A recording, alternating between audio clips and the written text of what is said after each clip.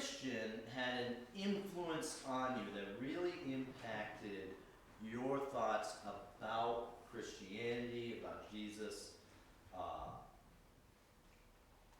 try to think of an example, because we're going to have a little discussion as we get to it in the lesson. So last week, we started to look at the beginning of Jesus' ministry. We discussed the timeline of Jesus' work on earth, how he began his ministry around the age of 30. We get that from Luke 3:23, which states that Jesus was about 30 when he began his ministry. We looked at verses in John, where on 3 separate occasions, Passovers are recorded, giving us the idea that Jesus' ministry spanned approximately 3 years, 2 to 3 years. We read about Jesus' first recorded miracles, where he saw Nathan without being within eyesight. So he saw him while he was under the tree, so this would have been a miracle. And we also read about how he turned about 150 gallons of water into delicious wine at a party. He did this, as stated in John 2:11, to manifest his glory and to make his disciples believe in him. The first 3 Gospels, Matthew, Mark, and Luke, contain much information about Jesus' ministry and largely contain accounts of very similar events, the same events recorded by different writers. The book of John contains a lot of additional lessons that the others do not. Jesus' first year of ministry was very busy in Galilee, but also in Samaria on his way to Galilee. So Jesus was from Nazareth, and you won't be able to read this here, but this is Nazareth. Sorry, wrong button. And then he goes down to be baptized in the Jordan River from there. And then he's tempted in the wilderness, somewhere down in here. I zoomed in on these cities because that's where we're going to be reading about today. But there are several events that happen down here. Jerusalem is way down here. But on his way back from his temptation is when he ends up in Samaria.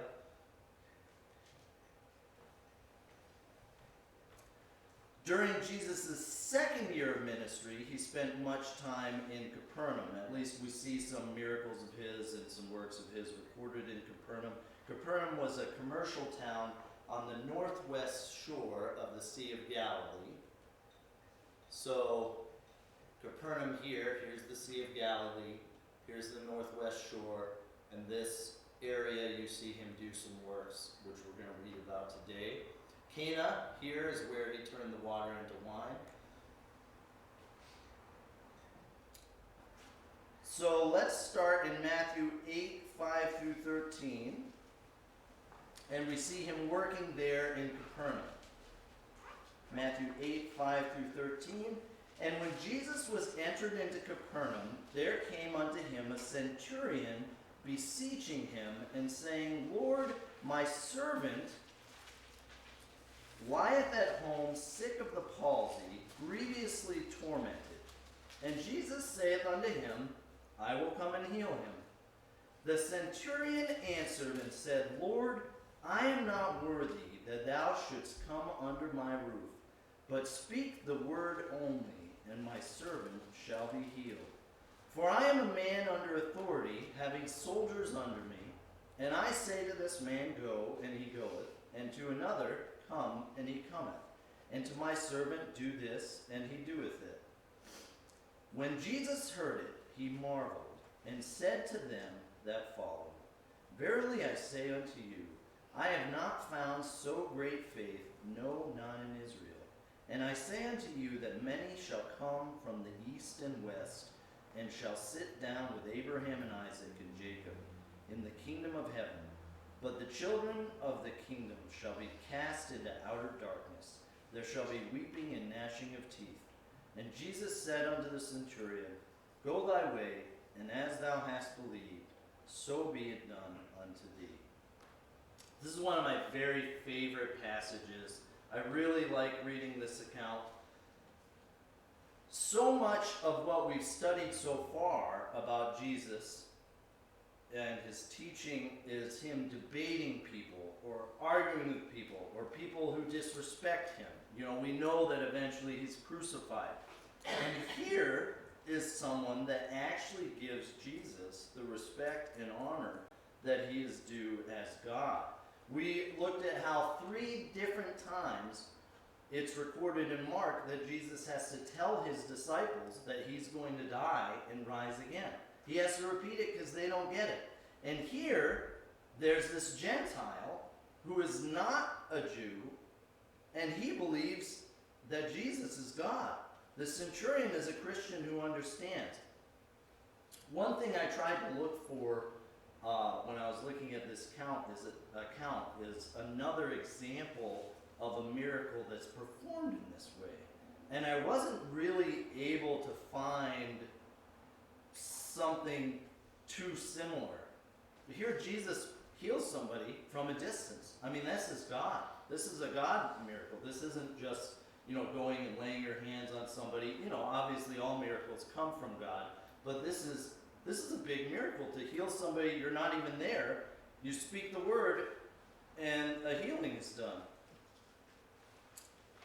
And here we see this Gentile, this centurion, who has more faith even than his own disciples that are traveling around with him.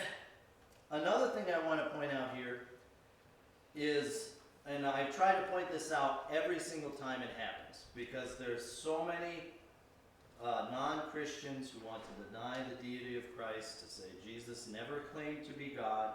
Here, Jesus accepts worship as his due. Is the centurion worthy to have Jesus come under his roof? No, only in his faith in Jesus Christ as his Savior is he worthy to have Jesus enter his home. Jesus is God. This man, remember our history that we went over in Rome. This man is a Roman officer. He commands 100 soldiers under the authority of the Roman Empire. In a land where the emperor is called God, and more than half of the residents of the Roman Empire are slaves. This man is the very, in today's language, we would call him the 1%. This man is probably the highest ranking, other than like the Roman governors and things there. He's one of the most important people around. And here, he calls Jesus Lord. Verse 8. Look at the way he phrases it. The centurion answered and said, Lord, I am not worthy that thou shouldst come under my roof, but speak the word only, and my servant shall be healed. Doesn't that read like a prayer? This is a prayer. The centurion is praying to God, Lord, please heal my servant. And as God, Jesus hears and answers the prayer of his faithful servant. Let's look at Psalm 107. There's a little more we can get from this passage. Psalm 107, verses 1 through 6.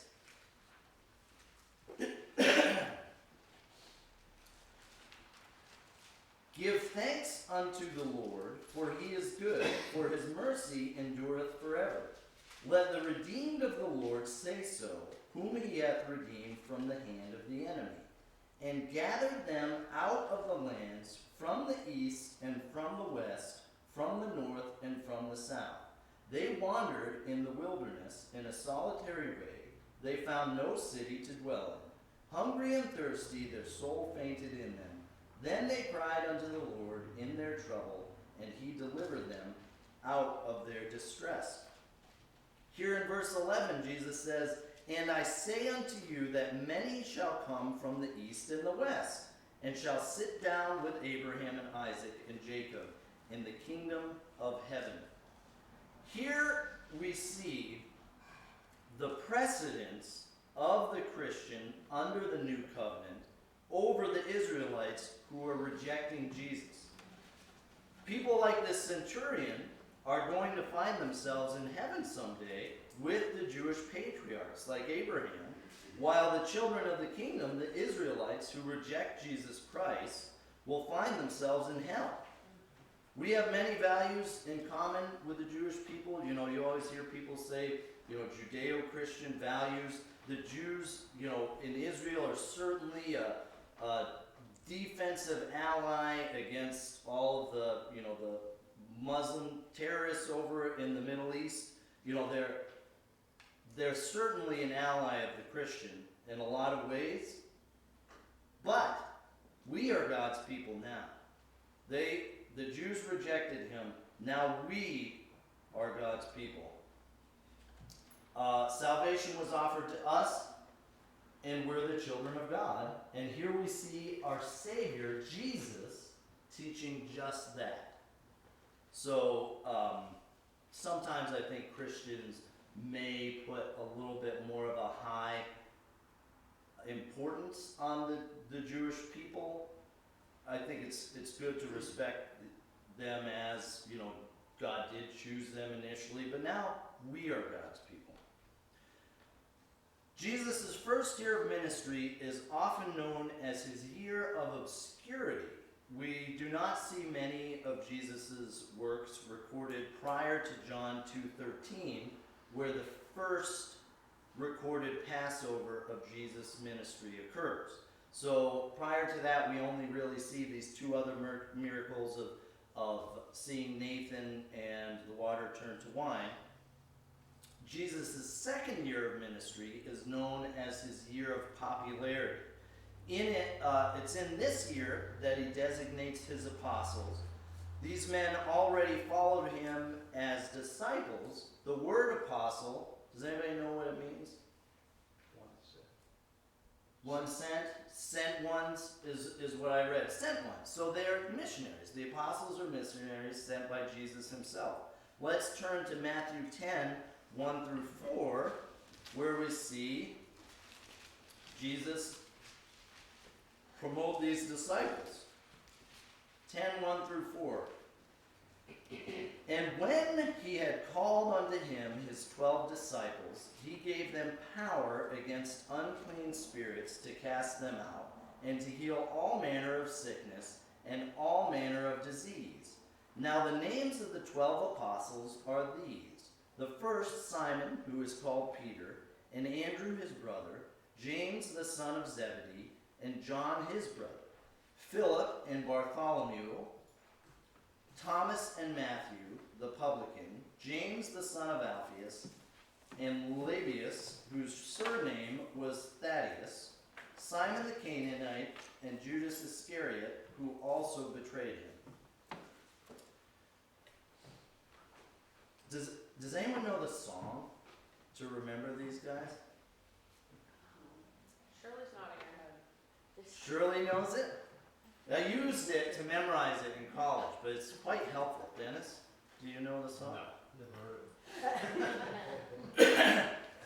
There were 12 disciples Jesus sent to help him: Simon, Peter, Andrew, James the son of John, Philip, Thomas, Matthew, James the son of Alphaeus, Thaddeus, Simon, Judas, and Bartholomew. You may consider trying to memorize it too, just for your own knowledge. Dennis, recruit him. The Yeah, song. I didn't know he's auditioning. Someone has to watch the kids. But it's a good way to memorize it. A song often helps you to memorize verses or other facts, and this one is pretty handy to know.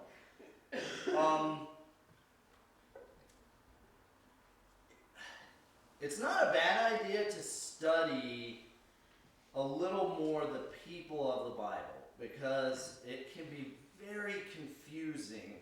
You have a lot of duplicate names in the Bible, and you can remember when we were talking about Herod, and the Bible just said Herod, but then there was Herod Agrippa, and there was Herod or something else. Yeah, Antipas, Herod the Great. You know, the same thing goes for other people in the Bible, and some names, just like today, are very popular. So it's helpful to search out who these people are. Once again, the study Bible helps quite a lot because it frequently will put a little number beside the name. You can look down and say, oh, this is this person.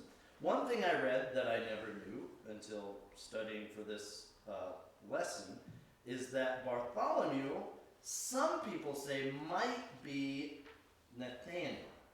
I don't understand why, but some people think this is the case. Remember Nathaniel from the fig tree where Jesus' first miracle occurred. So here we have some of these people helped to record the Bible, but not all of these people. Which of these disciples helped to write the Bible or record the Bible?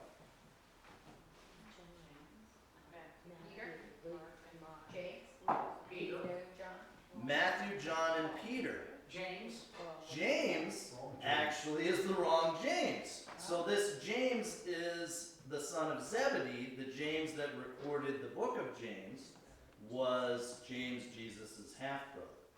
So this is what I'm talking about. It's easy to kind of confuse people a little bit.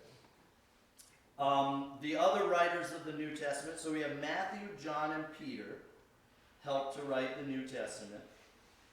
The other writers were John, Jude, Luke, Mark,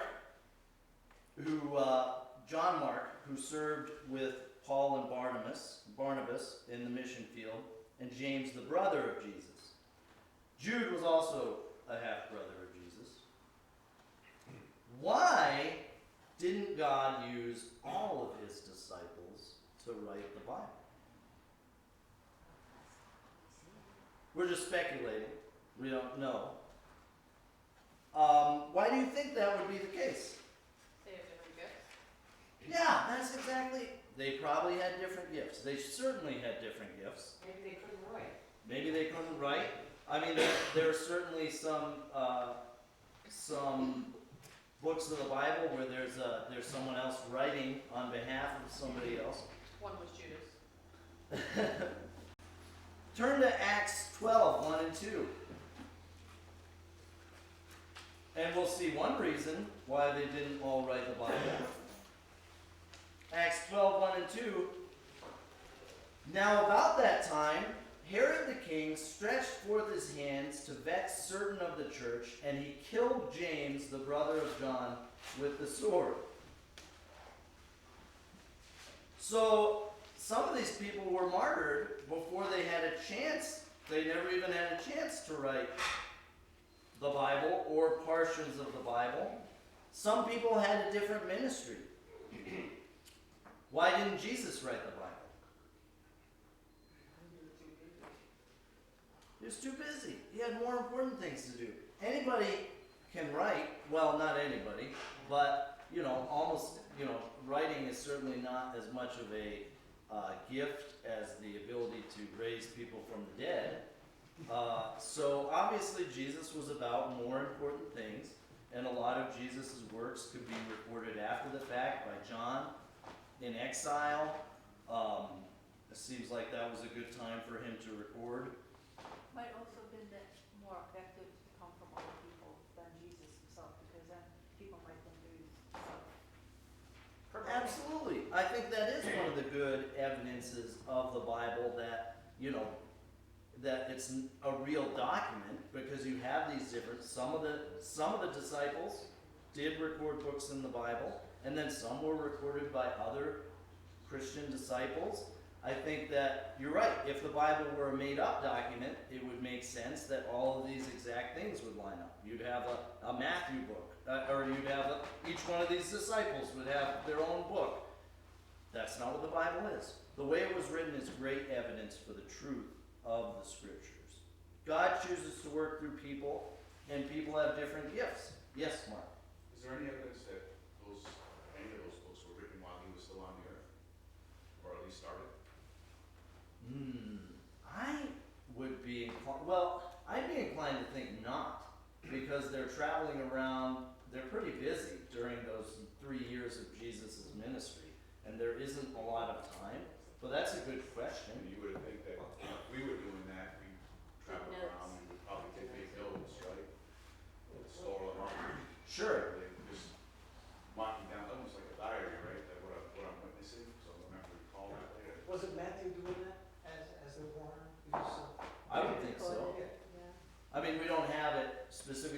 Matthew doesn't say this is how I recorded it, but it would make perfect sense that he'd be taking notes all throughout if he, had the ability.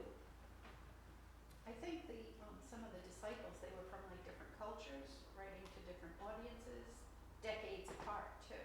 So it's not like they had the internet, the US mail, or, they were, and they're all in sync. That's the proof that it's true. Is because they were from different cultures, different professions, 10 years supposedly apart, but they are in sync, Absolutely. Well, Well, and Jesus chose men to serve him, not supermen. They couldn't do everything. Some had gifts that didn't align with that sort of ministry. Let's turn to Mark 5:1. So there we read Jesus' miracle in Capernaum, and now we see Jesus move to the land of the Gadarenes, Acts 12:1 and 2. Now, in my study, I saw that there's some debate about what this area is. So, we have this this city Gargasa up here in this pink area, and then we have Gadara down here south in this area of Decapolis. There's some debate about exactly where Jesus went to do this work, but this is the general area that he likely went. So he certainly crossed the Sea of Galilee, or went around it. But now he's on this side working his ministry. So Mark 5:1 through 20, we see his next miracle that we're going to look at.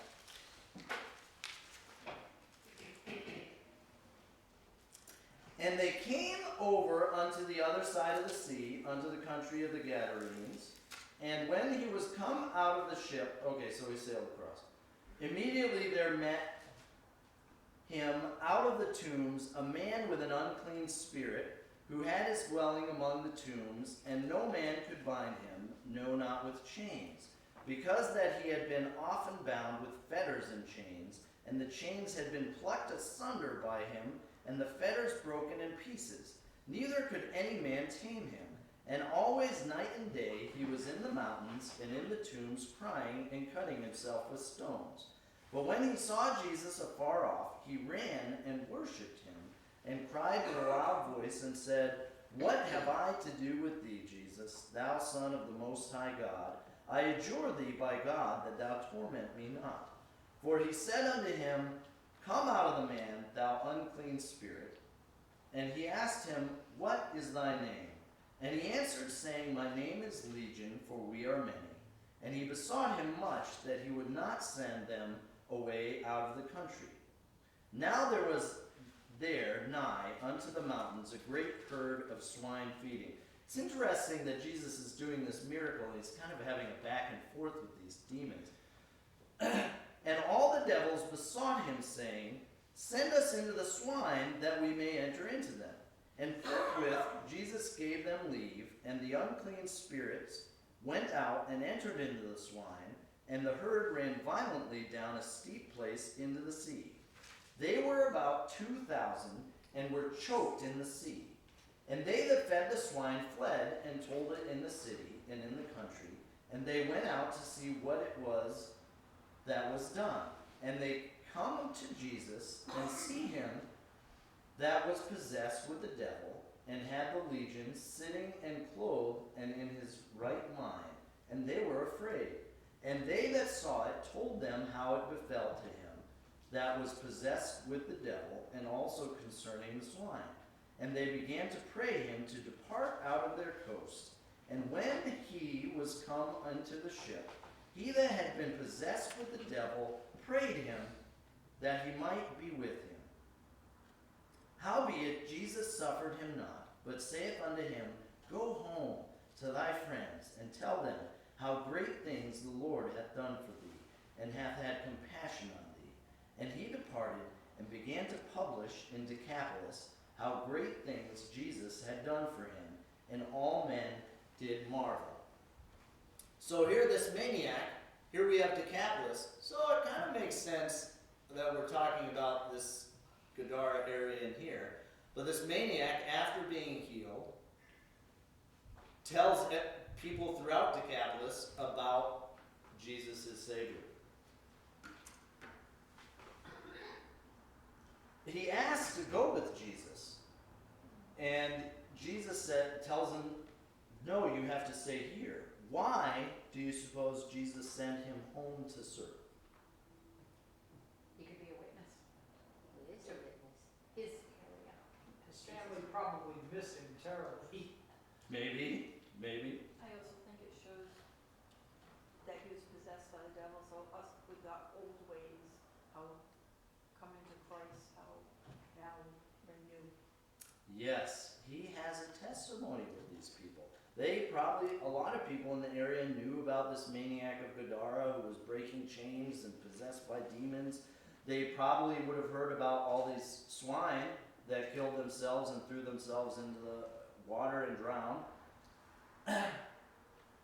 But it's interesting because Jesus says, in Mark 6:4, that a prophet is not without honor except in his own country, among his own relatives, and in his own house. But in this case, the people knew him when he was a maniac, and they would have been the ones to be most impressed with the change in him. If he then goes to Jerusalem or some other place where nobody ever heard of him, it wouldn't be as big of an impact to say, hey, I used to be possessed by many demons, and Jesus, who was the Messiah, healed me from that. What application can we take from this in regard to our own ministry? I think that a change from wickedness to godliness is an effective ministry to lost people. And I think that even without a negative history, say you're saved at a young age, or say that you maybe never got mixed up in wickedness in general that people could tell, you can still be this godly influence on people around you based on being different. Proverbs 4:18, we've looked at this verse before. Proverbs 4:18 says, but the path of the just is as the shining light, that shineth more and more unto that perfect day. We can be the Christian influence on people's lives that makes them develop an opinion of Christians, and by extension, an opinion of Jesus Christ. So this was the question that I asked before. Maybe, none of us were demon possessed, but, we have a history of either, being ungodly when we weren't saved, or maybe we weren't so bad before we got saved. But you can be that influence on people around you without having to change, because you're going to be so different from the other people that lost people encounter on a day-to-day basis. So, like I asked at the beginning of the lesson, can anyone recall a time when a Christian was an influence on them before they got saved or before they started walking with God? And I think the benefit in this discussion is this. We can see ways that we can change our behaviors to stand out better, to be a better testimony for Christ. So, please raise your hand to share an example, if you're able, of a Christian being a witness or a testimony that gave you a good impression of Christianity before you were saved or before you started to walk better with God. Anna. There was a camp counselor when I was 12 that made such a large impression on me that her name is Evelyn, and my daughter's name is Evelyn, because she was just the loveliest person during a very tumultuous time in my life. So I had an older brother who was causing a lot of problems. So Camp counselor. huge impression at 12. So. And, that's one thing with children is just being kind. I've read a lot of different accounts where somebody, or where I saw it a lot when Brianna and I were going to a fostering class. They talked about how their kids that remember their whole life. Some people, it's hard to imagine, there's some people that have never experienced kindness at all in their own life because their parents are terrible or drug addicts. Sometimes just even saying something kind to a child is something they remember their entire life. And here Anna has this example of a camp counselor. I'm sure the camp counselor, was probably, it was just a summer job, but she was kind to all of her children that were there, and it made a lasting impact on Anna. Easy. Some of these things are easy. Anybody else? I always think of, I've told this story before, but my parents were not Christians growing up. And they always encouraged, my stepdad's step-grandmother and my mom's mom were very hippie-ish. So they always told us, about God, come up with your own ideas, just be free to make your own choices about what you believe was kind of their philosophy. And then one day, we were poor, and we had Christmas coming up, and my parents didn't have any money, and the kids, we all knew we were poor, and a church donated, and we didn't go to church, but a local church, I don't know if my parents signed up for it or something, but a local church bought our Christmas presents. And it wasn't that much, but you have, 18 Christmases as a kid, and 98% of the toys you never even remember. I remember what I got that Christmas. And when I was a more rebellious teenager and someone invited me to church, I went right away. I had always in my mind a respect for Christianity, even as an unbeliever or, at least a not practicing Christian, for Christianity because of that one incident. I thought to myself, you know what? There wasn't any Muslim or any atheist that ever paid for my Christmas. And it was a small thing. There might have been $30 of toys I got that Christmas from the church, and it impacted my whole life. Anybody else? Surely there's someone else. Andy.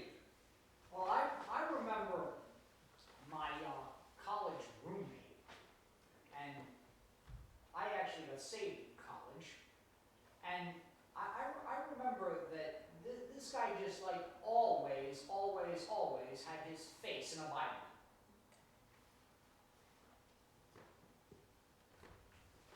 And it's I would get up in the morning and he'd be reading the Bible, and I'd be like, how long have you been up? And he'd be like, I've been up since 5 o'clock in the morning, here it is, 7 o'clock, So that influence piqued your interest in God's word then? Oh yeah, it was one of the mirrors that I thought I had been saved, and I had no desire whatsoever to read the Bible. So that Christian testimony helped you to understand salvation and become saved. Easy things. Once again, all that his roommate had to do was read the Bible to be an influence on Andy. All Anna's counselor had to do was be kind, and she was an influence on her. $30 in toys made me respect Christianity. Anybody else? Did you guys all get saved at a young age? Maybe that's what it is. But there are very easy things that we can do to be an influence for Christians, like the maniac of Gadara was, and we stand out even more as the world around us gets more and more wicked. You're going to find fewer and fewer people that are doing these works on behalf of Jesus and doing these works at all. People are mean. It's an easy way to stand out by being kind. So think about ways you can be that influence, and we'll move on. So John 5, 1 through 15.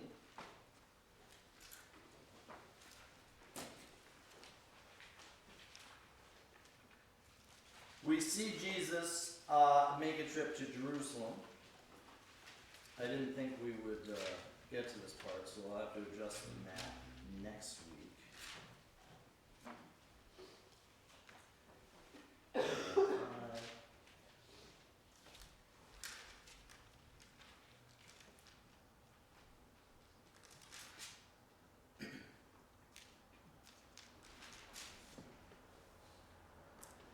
After this, there was a feast of the Jews, and Jesus went up to Jerusalem. So remember when we were talking about the Passover and how 3 Passovers are recorded? This is the instance where some people say, well, this could have been a Passover. Just one thing to consider. Now there is at Jerusalem by the sheep market a pool which is called in the Hebrew tongue Bethesda, having 5 porches. In these lay a great multitude of impotent folk, of blind, halt, withered, waiting for the moving of the water. For an angel went down at a certain season into the pool and troubled the water. Whosoever then, first after the troubling of the water, stepped in, was made whole of whatsoever disease he had. And a certain man was there, which had an infirmity 38 years. When Jesus saw him lie, and knew that he had been now a long time in that case, he saith unto him, Wilt thou be made whole? The impotent man answered him, Sir, I have no man, when the water is troubled, to put me into the pool. But while I am coming, another steppeth down before me. Jesus saith unto him, Rise, take up thy bed, and walk. And immediately the man was made whole, and took up his bed, and walked, and on the same day was the Sabbath. The Jews therefore said unto him that was cured, It is the Sabbath day. It is not lawful for thee to carry thy bed. He answered them, He that made me whole, the same said unto me, Take up thy bed and walk. Then asked they him, What man is that which said unto thee, Take up thy bed and walk? And he that was healed wist not who it was, for Jesus had conveyed himself away, a multitude being in that place. Afterward, Jesus findeth him in the temple, and said unto him, Behold, thou art made whole. Sin no more, lest a worse thing come unto thee. The man departed and told the Jews that it was Jesus which had made him whole. I think it's interesting that the man was healed from an infirmity he had for 38 years and didn't even know who Jesus was. He could pick him out of a crowd or a lineup, but he didn't have time to get his information because Jesus was so busy moving around and doing other work. I don't want to be short on this because there's several lessons we can take from this passage. So we'll get into it next week. Let's pray and be dismissed.